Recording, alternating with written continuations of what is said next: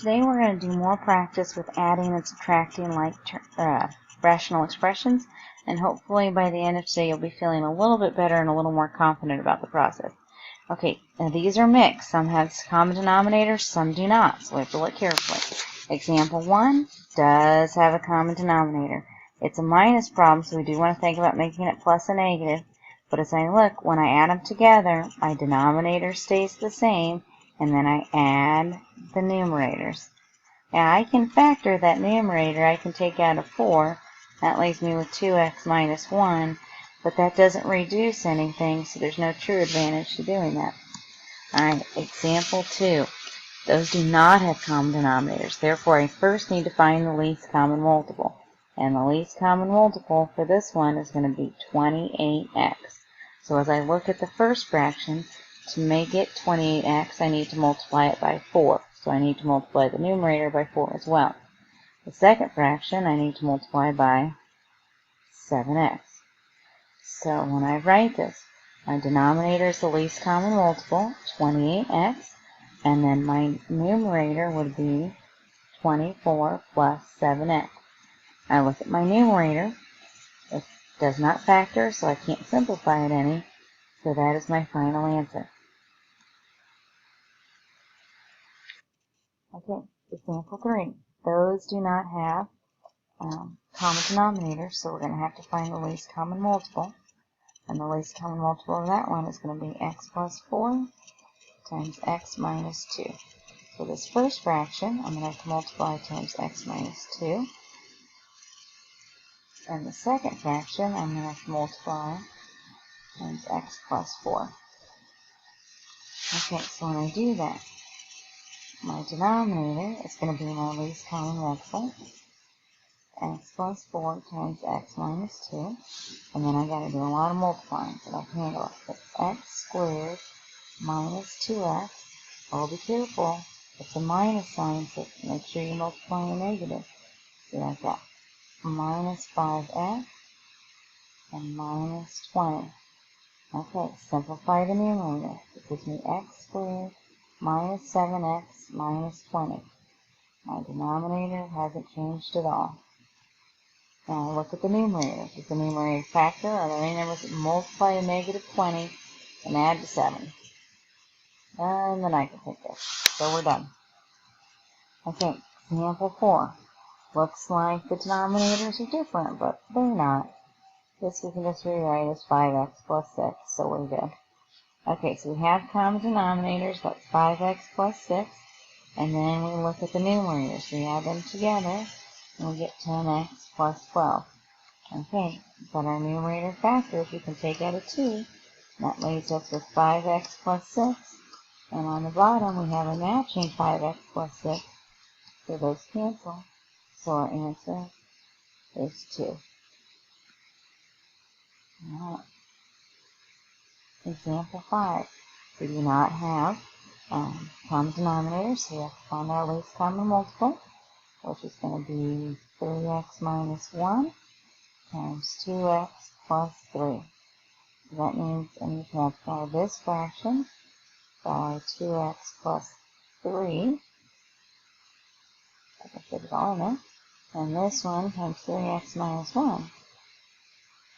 Okay, so when I do that, my denominator will be 3x minus 1 times 2x plus 3. My numerator, multiplying, that gives me this. 18x plus 27 plus 15x squared minus 5x. Okay, simplify that mess. That gives me 15x squared, and then 18 and negative 5 would give us 13x, and then plus 27, and then we've got 3x minus 1 times 2x plus 3. Now you gotta check. Okay, so if we had to factor that, because these common factors, we would have to take 15 times 27, which is 405. So are there any numbers that multiply to 405 and add to 13? I can't find any numbers that do, so that means that you're done. Okay, example 6. First of all, we got to be careful because this is minus, so that's plus a negative. Now, before we determine what our least common multiple is, we need to have the denominators factored. So this factors to m plus 1 and minus 1. Now we can figure out our denominator, our least common multiple. The least common multiple is going to be m plus 1 times m minus 1. So this first fraction doesn't need to be altered at all, but the second fraction we need to multiply by m minus 1. Okay? So when we do that, our denominator is our least common multiple, m plus 1 times m minus 1. And then our numerator will have 7m. And then over here we have negative 10 times n, which would be negative 10n. And negative 10 times 1, which is positive 10. So on the top we get negative 3m plus 10 over m plus 1 times m minus 1. And when we look, our numerator does not factor, so we are done. Okay, example 7. We need to factor our denominators to figure out what our least common multiple is. This is going to factor to x plus 3, x minus 3. And this one is going to factor to x plus 4, x minus 3. So that means that our least common multiple, that our least common multiple is going to be x plus 3, x minus 3 times x plus 4. So the fraction on the left needs to be multiplied by x plus 4. And the fraction on the right is missing the x plus 3.